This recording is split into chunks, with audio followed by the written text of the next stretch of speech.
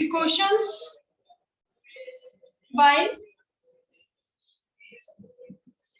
using expenditure method to estimate national income.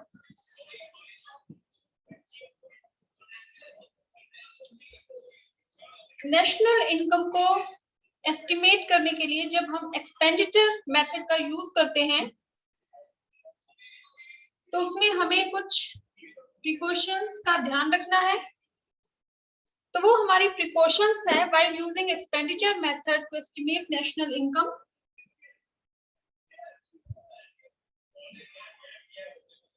Expenditure on final goods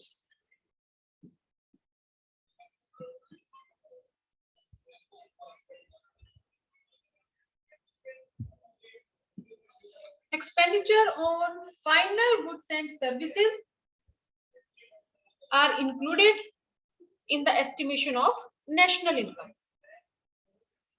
क्योंकि अगर हम intermediate goods पे जो एक्सपेंडिचर किया जाता है उसको भी कंसीडर करेंगे तो डबल काउंटिंग की प्रॉब्लम अराइज हो जाएगी। तो इसीलिए जब भी हम नेशनल इनकम को एस्टिमेट करते हैं तो हम इंक्लूड करते हैं expenditure on final goods and services only. Next जो प्रिकॉशन है expenditure on intermediate goods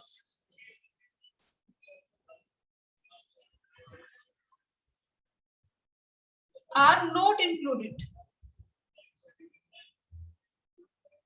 in the estimation of national income।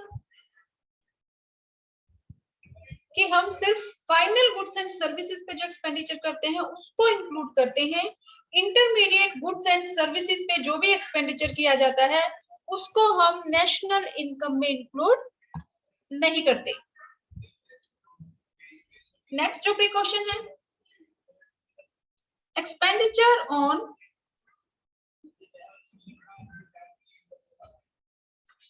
Second hand goods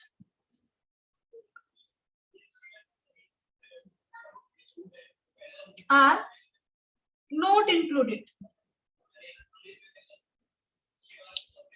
second hand goods पे हम जो एक्सपेंडिचर करते हैं उसको हम नेशनल इनकम में इंक्लूड नहीं करते, क्योंकि इनके ऊपर जो एक्सपेंडिचर जब ये पहली बार परचेज या सेल की गई थी, पहली बार जब इनके ऊपर एक्सपेंडिचर हुआ था तो उस ईयर में हम इनको इंक्लूड कर चुके हैं, तो दोबारा हम इनको इंक्लूड नहीं करेंगे। Expenditure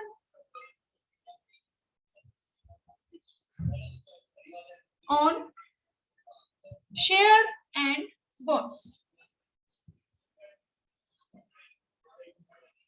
expenditure on shares and bonds is not to be included in the estimation of national income। क्योंकि शेयर डिबेंचर्स जो हैं उनको हम परचेज करते हैं इस पर्पस के लिए कि जब उनका प्राइस ज्यादा होगा तो हम उनको सेल कर देंगे, लेकिन शेयर एंड डिबेंचर्स की वजह से हमारी इकोनॉमी में कोई भी वैल्यू एडिशन नहीं होता, और अगर किसी एक्टिविटी से वैल्यू एडिशन नहीं हो रहा तो उसको हम नेशनल इनकम में इंक्लूड नहीं करेंगे। तो expenditure on shares and bonds is not included in the estimation of national income, क्योंकि इनसे कोई वैल्यू एडिशन नहीं हो रहा, ये सिर्फ पेपर क्लेम्स है कि आज जिसने परचेज किया उसके पास है, जब सेल कर देंगे तो वही पेपर किसी और के पास चले जाएंगे। ऐसे ही expenditure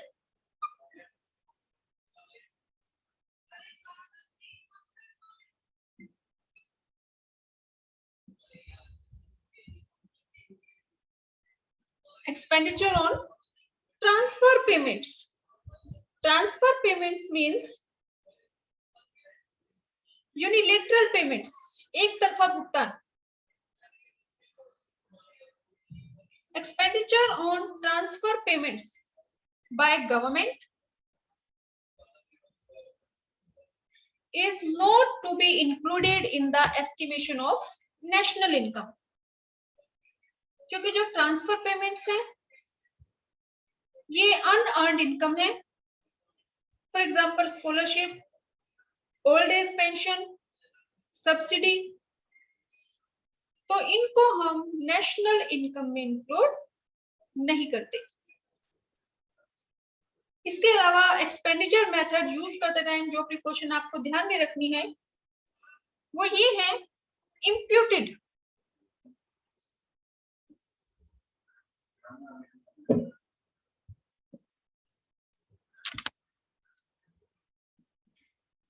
Imputed rent of self-occupied house is included in the estimation of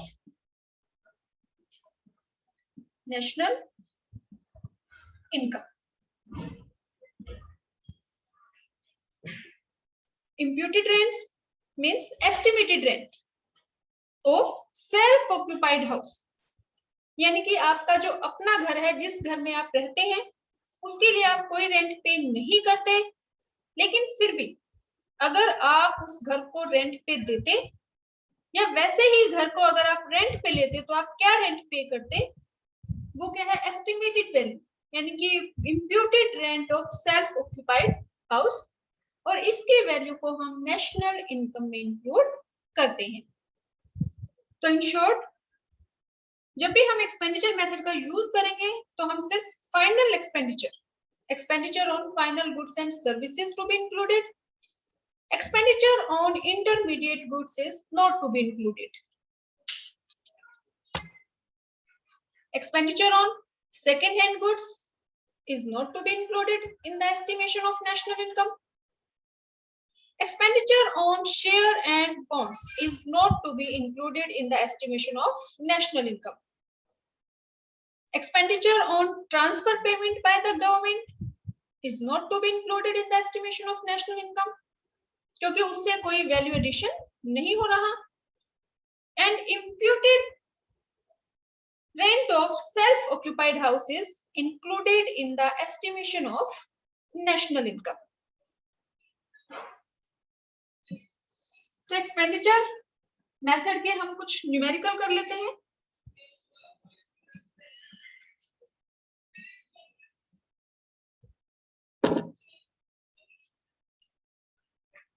calculate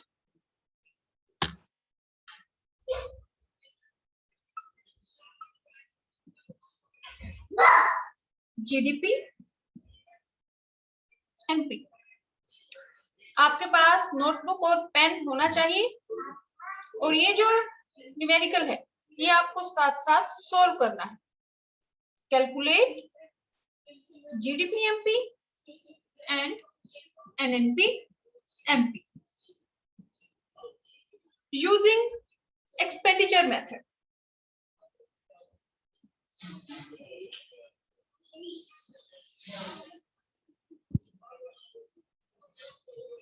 हमें जीडीपी एमपी कैलकुलेट करना है और NNP MP. Gross domestic product at market price and net national product at market price.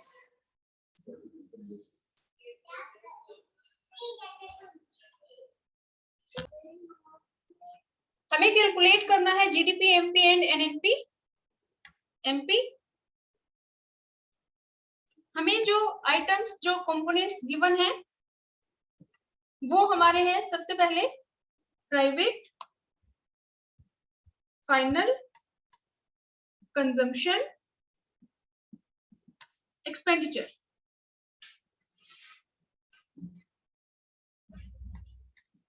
$200, next जो हमारा component है वो हमारा है sales 1000, government final consumption expenditure,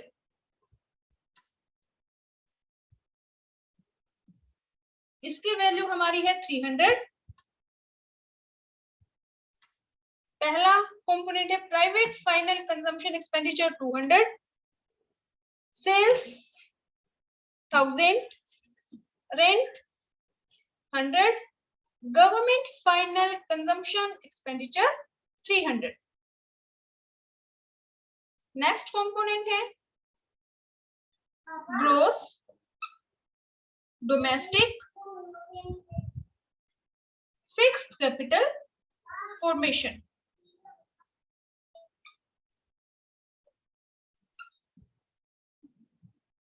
$400,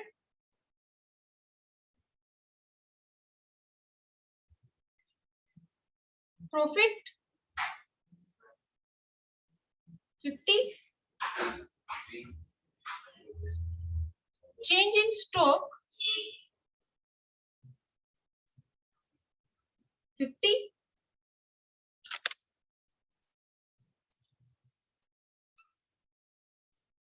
depreciation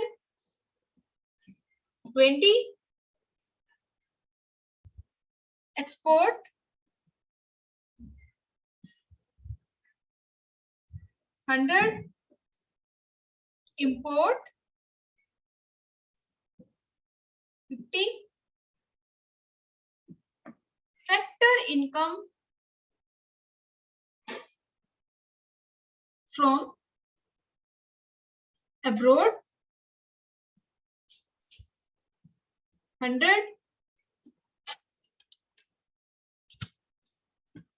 net indirect taxes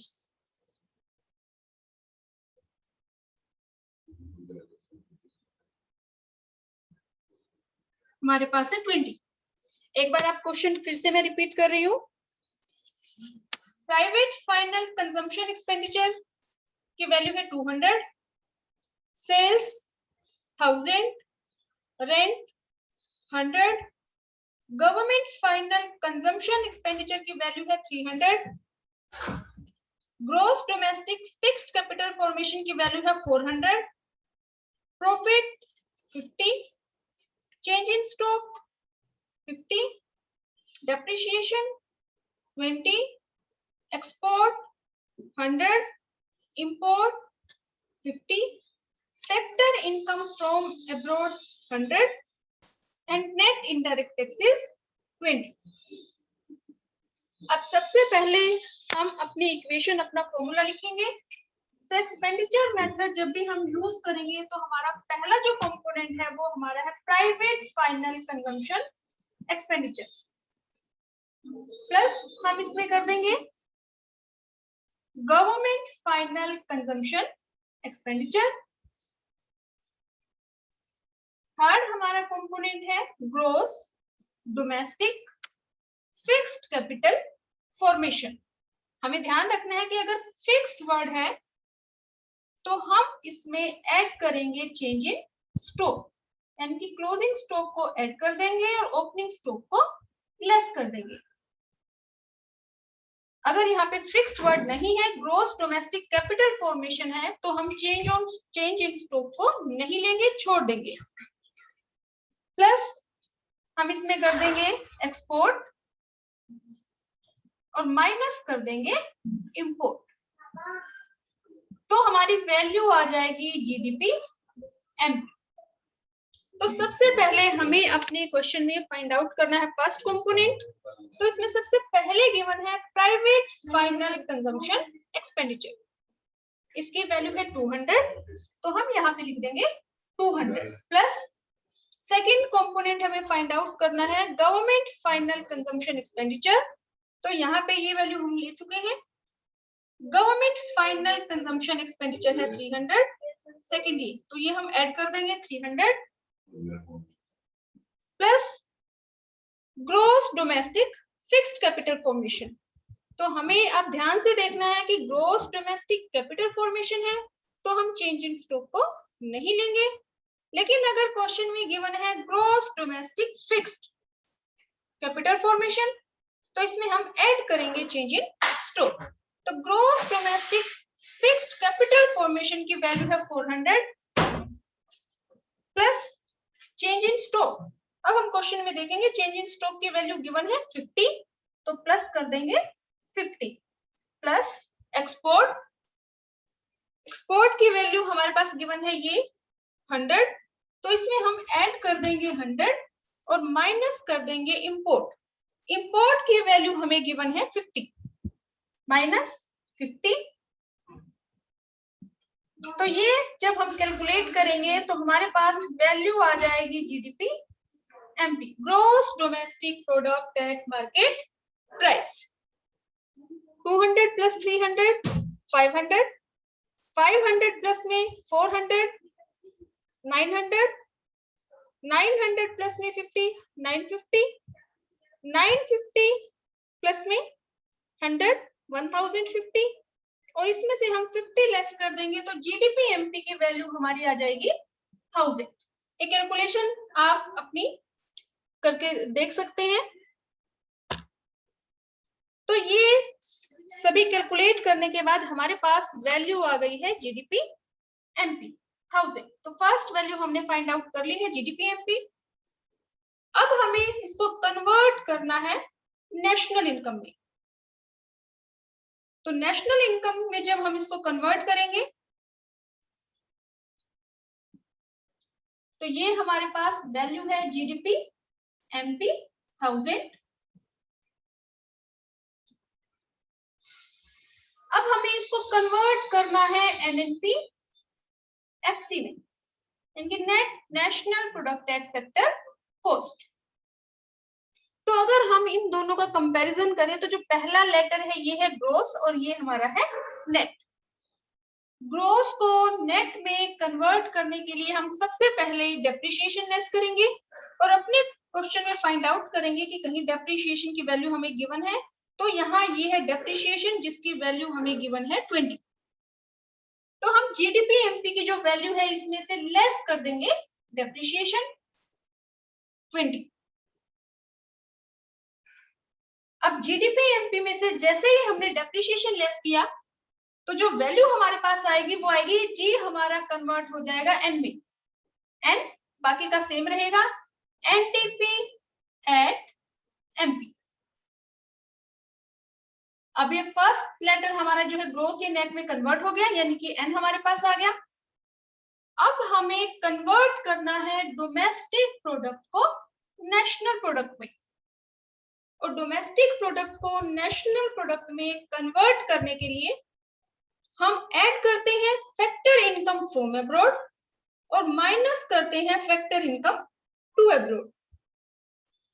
या अगर हमें गिवन है net factor income from abroad और net factor income to abroad. तो हमें यहाँ क्वेश्चन में गिवन है डीपी को डोमेस्टिक प्रोडक्ट को नेशनल में कन्वर्ट करने के लिए हम ऐड कर देंगे फैक्टर इनकम फ्रॉम अब्रॉड और माइनस कर देंगे फैक्टर इनकम टू अब्रॉड। लेकिन हमें यहाँ क्वेश्चन में गिवन है factor income from abroad, factor income to abroad given नहीं है तो उसको हम छोड़ देंगे। फैक्टर इनकम फ्रॉम अब्रॉड की वैल्यू है 100। तो हम यहाँ पे इसमें एनटीपी एमपी की वैल्यू हमारे पास आ गई 980। 1000 में से जब हम 20 लेस कर देंगे तो ये हमारे पास वैल्यू आ गई 980 एनटीपी एमपी। अब जब हम इसको डोमेस्टिक प्रोडक्ट को नेशनल में कन्वर्ट करेंगे तो फैक्टर इनकम फ्रॉम अब्रॉड की वैल्यू हमें गिवन है 100 तो इसमें हम 100 को ऐड कर देंगे। अब फैक्ट माइनस करेंगे फैक्टर इनकम टू अब्रॉड, ये वैल्यू हमारे पास नहीं है तो 0। तो 980 में जब हम 100 ऐड करेंगे तो ये वैल्यू हमारी आ गई 1080 और ये वैल्यू हमारे पास आएगी एनपी क्योंकि हमने डोमेस्टिक प्रोडक्ट में ऐड कर दिया है फैक्टर इनकम फ्रॉम अब्रॉड। तो हमारा जो डोमेस्टिक प्रोडक्ट है वो कन्वर्ट हो गया है नेशनल प्रोडक्ट में। अब ये हमारा है एमपी पे, लेकिन हमारी जो नेशनल इनकम की वैल्यू है वो हमारी है एफसी पे। तो हमारा जो जी है वो एन में कन्वर्ट हो गया, जो हमारा डोमेस्टिक प्रोडक्ट है वो नेशनल प्रोडक्ट एनपी में कन्वर्ट हो गया। अब हमें कन्वर्ट करना है एमपी को एफसी में। तो मार्केट प्राइस को फैक्टर कॉस्ट में कन्वर्ट करने के लिए हम इनडायरेक्ट टैक्सेस को लेस करते हैं और सब्सिडी को ऐड करते हैं। तो क्वेश्चन में हमें गिवन है net indirect taxes. Net indirect taxes की वैल्यू है 20। तो यहाँ पे मार्केट प्राइस को फैक्टर कॉस्ट में कन्वर्ट करने के लिए हम माइनस कर देंगे नेट इनडायरेक्ट टैक्सेस, और नेट इनडायरेक्ट टैक्सेस की वैल्यू हमें गिवन है 20। तो 1080 में से जब हम 20 लेस कर देंगे तो हमारा जो मार्केट प्राइस है ये हमारा कन्वर्ट हो जाएगा फैक्टर कॉस्ट में। तो ये हमारी नेशनल इनकम की वैल्यू आ जाएगी 1060। तो सबसे पहले हम जब भी वैल्यू एडेड या इनकम मेथड या एक्सपेंडिचर मेथड यूज करें, सबसे पहले हम डोमेस्टिक प्रोडक्ट या डोमेस्टिक इनकम को कैलकुलेट करेंगे और फिर उसको हम कन्वर्ट करेंगे नेशनल इनकम में। और वो डिपेंड करेगा हमारे क्वेश्चन पे कि हमें क्या फाइंड आउट करना है, उसी के अकॉर्डिंग हमें एडजस्टमेंट करनी है। अब अगर आप ध्यान से देखें तो इस क्वेश्चन में बहुत सारी इंफॉर्मेशन और भी थी, जैसे सेल्स है, लेकिन सेल्स का एक्सपेंडिचर मेथड में कोई रोल नहीं है तो इसको हम छोड़ देंगे। रेंट, एक्सपेंडिचर मेथड में रेंट का कोई यूज नहीं है, इसको भी हम छोड़ देंगे। उसके बाद हमें गिवन है प्रॉफिट। प्रॉफिट भी हम इनकम मेथड में यूज करते हैं, तो यहाँ एक्सपेंडिचर मेथड में हम इसको छोड़ देंगे। तो जो इंफॉर्मेशन, जो डेटा हमारे क्वेश्चन से रिलेटेड नहीं है उसको हम छोड़ देंगे। अब ऐसा ही एक और न्यूमेरिकल हम करते हैं। आपको साथ साथ ये न्यूमेरिकल सोल्व करना है। पहले क्वेश्चन नोटबुक में उतारना है और उसके बाद उसको सोल्व करना है। अगर कोई भी आपका डाउट है तो आप मुझे व्हाट्सएप कर सकते हैं, फोन करके पूछ सकते हैं। और जो भी असाइनमेंट मैं आप लोगों को भेज रही हूँ वो आपको सोल्व करके मेरे पास सेंड करना है। और इस फोर्थ चैप्टर के जितने भी न्यूमेरिकल हैं, value addition method, income method, expenditure method, वो सभी न्यूमेरिकल आपकी फेयर नोटबुक में होने चाहिए। कोई भी न्यूमेरिकल अगर आपका सोल्व ना हो तो यू कैन कॉल मी और व्हाट्सएप में। तो नेक्स्ट हमारा जो न्यूमेरिकल है उसमें हमें कैलकुलेट करना है जीडीपी एमपी, एनएनपी, एफसी। सबसे पहले हमें कैलकुलेट करना है जीडीपी एमपी यानी कि gross domestic product at market price, और फिर हमें कैलकुलेट करना है एनएनपी, एफसी। अब वो आपको क्वेश्चन में ध्यान से देखना है कि आपको एमपी में कैलकुलेट करना है तो एमपी में आप कन्वर्ट कर दीजिए, एफसी में करना है तो एफसी में।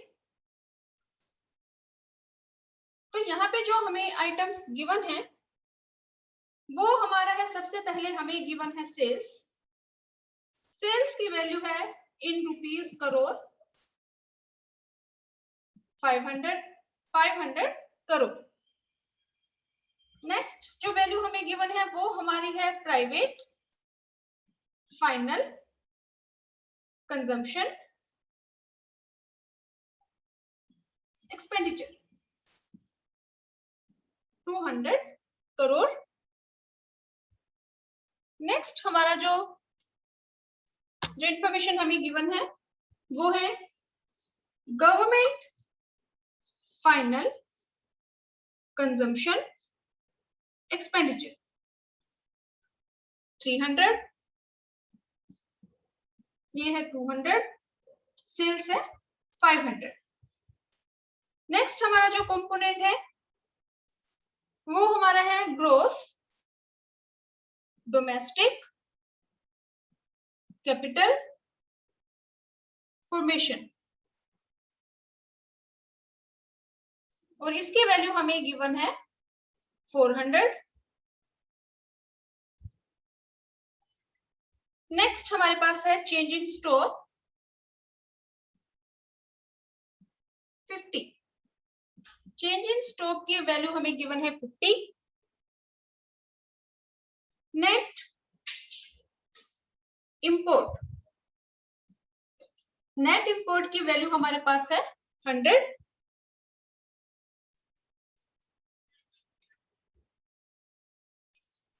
कंजम्पशन ऑफ फिक्स्ड कैपिटल यानी कि depreciation, consumption of fixed capital की वैल्यू हमें गिवन है 20। और factor income from abroad, factor income from abroad की वैल्यू हमें गिवन है 100। तो आपको एक्सपेंडिचर मेथड यूज करना है और आपको कैलकुलेट करना है जीडीपी एमपी। तो सबसे पहले हम वही अपने कंपोनेंट लिखेंगे कि सबसे पहले हमारा जो कंपोनेंट है एक्सपेंडिचर मेथड के according, private final consumption expenditure plus government final consumption expenditure plus gross domestic capital formation. इसमें ध्यान रखना है कि अगर नेट वर्ड है नेट डोमेस्टिक कैपिटल फॉर्मेशन तो हम इसमें डेप्रिसिएशन ऐड करेंगे, लेकिन यहाँ क्योंकि हमें ग्रोस गिवन है तो हमें डेप्रिसिएशन ऐड करने की कोई जरूरत नहीं है। यहाँ पे फिर दूसरी चीज हमें देखनी है कि अगर फिक्स्ड वर्ड लिखा है तो हम चेंज इन स्टॉक को ऐड करेंगे, gross domestic capital formation plus net export. तो हमारा ये कैलकुलेट हो जाएगा जीडीपी एमपी। अब इसमें सबसे पहला हमारा कंपोनेंट हम देख लेते हैं सेल्स। सेल्स की हमें एक्सपेंडिचर मेथड में कोई जरूरत नहीं है, इसको हम छोड़ देंगे। अब सबसे पहले हमें चाहिए प्राइवेट फाइनल कंजम्पशन एक्सपेंडिचर, तो ये हमारे पास है प्राइवेट फाइनल कंजम्पशन एक्सपेंडिचर 200। तो यहां हम ले लेंगे 200 plus government final consumption expenditure. तो क्वेश्चन में ये गवर्नमेंट फाइनल कंजम्पशन एक्सपेंडिचर की वैल्यू हमें गिवन है 300, ये 300 हम ऐड कर देंगे इसमें, plus gross domestic capital formation. Gross domestic capital formation की वैल्यू हमें गिवन है 400। अब नेक्स्ट हमारा कंपोनेंट है चेंज इन स्टॉक। तो क्या हम चेंज इन स्टॉक को ऐड करेंगे? नहीं, क्योंकि हमें क्वेश्चन में गिवन है gross domestic capital formation, fixed word यहाँ पे नहीं है। तो इट मींस जो चेंज इन स्टॉक है उसकी वैल्यू ऑलरेडी इसमें एडजस्टेड है, हम अलग से चेंज इन स्टॉक को नहीं लेंगे, छोड़ देंगे इसको। उसके बाद हमें ऐड करना है नेट एक्सपोर्ट, लेकिन हमें क्वेश्चन में गिवन है नेट इंपोर्ट। तो एक्सपोर्ट को हम ऐड करते हैं और इंपोर्ट को हम लेस करते हैं। तो यहाँ पे नेट एक्सपोर्ट को हमने ऐड किया है, यहाँ हम लिख देंगे माइनस नेट इंपोर्ट, क्योंकि अगर इंपोर्ट दिया है हमें तो इंपोर्ट को हम लेस करते हैं। यहाँ इंपोर्ट की वैल्यू है 100, तो इसमें से हम माइनस कर देंगे 100।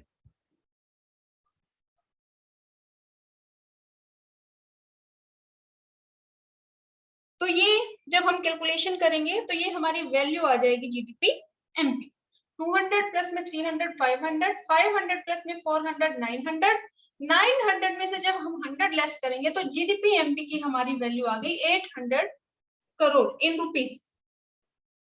अब इसको हमें कन्वर्ट करना है एनएनपी एफसी में, क्योंकि नेशनल इनकम हमारी फैक्टर कॉस्ट पे होती है और बाकी डिपेंड करेगा आपके क्वेश्चन पे कि उसमें क्या पूछा है। अगर एनएनपी एमपी पूछा है तो आप एनएनपी एमपी कैलकुलेट कर दो, जीएनपी एमपी पूछा है तो आप जीएनपी एमपी कैलकुलेट कर दो। अगर सिर्फ नेशनल इनकम लिखा है तो हमें एनएनपी एफसी कैलकुलेट करना है, अदरवाइज जो हमारे क्वेश्चन में पूछा गया है हमें वहीं तक सोल्व करना है। तो इसको जीडीपी एमपी को एनएनपी एफसी में कन्वर्ट करेंगे तो सबसे पहले हम जी को एन में कन्वर्ट करेंगे, यानी कि माइनस कर देंगे डेप्रिसिएशन, और डेप्रिसिएशन यहाँ पे हमें गिवन है कंजम्पशन ऑफ फिक्स्ड कैपिटल, यही हमारा डेप्रिसिएशन है 20, तो इसमें से हम माइनस कर देंगे 20। उसके बाद अब हमें डोमेस्टिक प्रोडक्ट को कन्वर्ट करना है नेशनल प्रोडक्ट में, तो इसमें हम ऐड करेंगे फैक्टर इनकम फ्रॉम अब्रॉड और माइनस करेंगे फैक्टर इनकम टू अब्रॉड। तो हमें क्वेश्चन में गिवन है फैक्टर इनकम फ्रॉम अब्रॉड 100, तो इसमें हम ऐड कर देंगे फैक्टर इनकम फ्रॉम अब्रॉड 100, ये प्लस कर देंगे। अब हमारा जो डोमेस्टिक प्रोडक्ट है वो कन्वर्ट हो जाएगा नेशनल प्रोडक्ट में। अब हमें एमपी को एफसी में कन्वर्ट करना है, तो हमें चाहिए इनडायरेक्ट टैक्सेस एंड सब्सिडी, लेकिन हमारे क्वेश्चन में indirect taxes and subsidy given नहीं है, तो इस केस में हम उनको 0 अज्यूम कर लेंगे। यानी कि जो वैल्यू हमारी, ये हमारी 800 में से हम माइनस करें 20, तो ये हमारा आ गया 780। 780 में हम प्लस 100 करें तो ये हमारा आ गया 880। ये हमारी वैल्यू आ गई है एनएनपी एट एमपी। लेकिन अब एमपी को एफसी में कन्वर्ट करने के लिए हम इनडायरेक्ट टैक्सेस लेस करते हैं और सब्सिडी को ऐड करते हैं, लेकिन हमारे पास ना तो इनडायरेक्ट टैक्सेस की वैल्यू है और ना ही सब्सिडी की। तो इस केस में जो वैल्यू हमारी एनएनपी एमपी है 880 करोड़ रुपीस, वही वैल्यू हमारी होगी एनएनपी एफसी, क्योंकि हमें क्वेश्चन में indirect taxes and subsidy given नहीं है। ऐसे एक्सपेंडिचर मेथड के जितने भी न्यूमेरिकल हैं आपकी बुक में अनसोल्ड, वो आपको अपनी फेयर नोटबुक में सोल्व करने हैं, और ऐसे ही और क्वेश्चंस मैं आपको कराऊंगी आपकी नेक्स्ट क्लास में।